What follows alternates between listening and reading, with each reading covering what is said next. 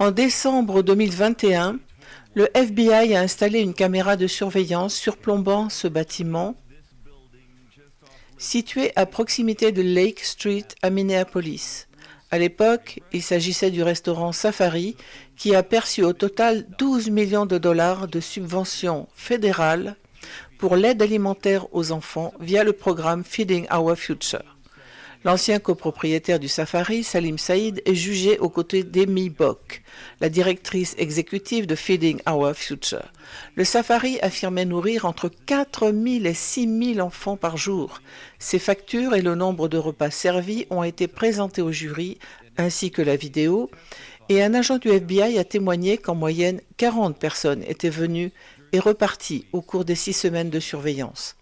Le FBI a installé au total 12 caméras sur des sites affirmant servir un nombre extraordinaire de repas.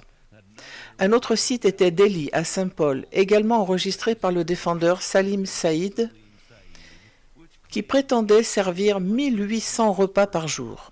La vidéo présentée au jury montrait qu'en moyenne, 23 personnes venaient chaque jour.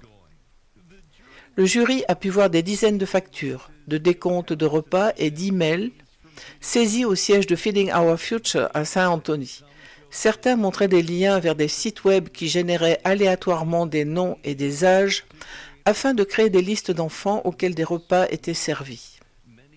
Nombre de ces documents étaient signés ou envoyés par Amy Bock, accusée de fraude électronique et de corruption pour les pots de vin qu'elle aurait reçus. Son avocat a tenté de semer le doute lors du contre-interrogatoire de l'agent du FBI en affirmant qu'il n'avait pas vu l'entrée arrière où les repas pouvaient être entreposés dans des camions afin d'être livrés. Il a rétorqué en insistant sur le fait qu'ils auraient tout de même constaté un encombrement correspondant à ce volume, ajoutant que cela n'aurait aucun sens. Cette affaire est devenue l'une des plus grandes fraudes liées au Covid-19 en Amérique. Et le plus troublant, c'est que le propre ministère de l'Éducation du Minnesota avait des signaux d'alarme, des pics massifs et des demandes de remboursement impossibles, un nombre de repas impossible, et pourtant ils ont validé les documents sans sourciller. Aujourd'hui, ce nouvel audit prouve ce que tous ceux qui ont un cerveau disaient depuis des années. L'incompétence commence au sommet, lorsque le bureau du gouverneur lui-même est négligent avec les reçus, comment peut-il espérer maintenir ses agences dans le droit chemin?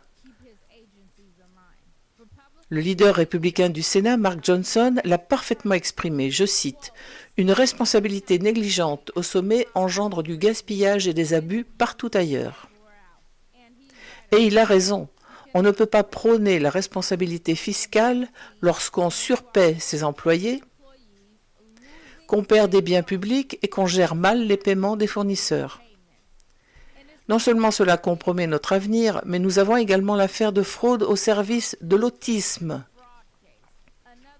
Une autre escroquerie de plusieurs millions de dollars dans le même État, impliquant des cliniques facturant des thérapies qui n'ont jamais eu lieu, et pour aggraver les choses, certains de ces mêmes prestataires étaient liés au réseau Feeding Our Future. C'est le même schéma, des factures gonflées, une surveillance inexistante et aucune responsabilité.